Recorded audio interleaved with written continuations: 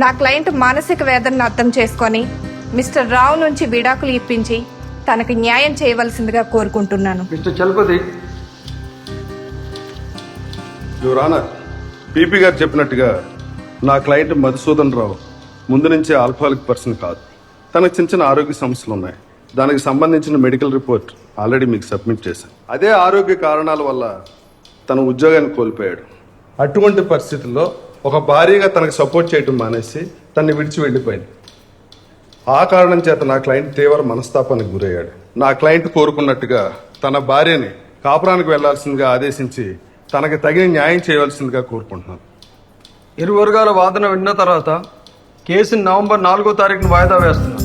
మళ్ళీ నవంబర్ 5 అంటే ఇంకా 3 నెలలు ఉంది కదా మేడం. డౌరీ హెరాస్మెంట్ తో డొమెస్టిక్ వైలెన్స్ అయిపోతే కోర్టులో కేసులు నిలబడవమ్మా. నువ్వేమో చెప్తే వినట్లేదు.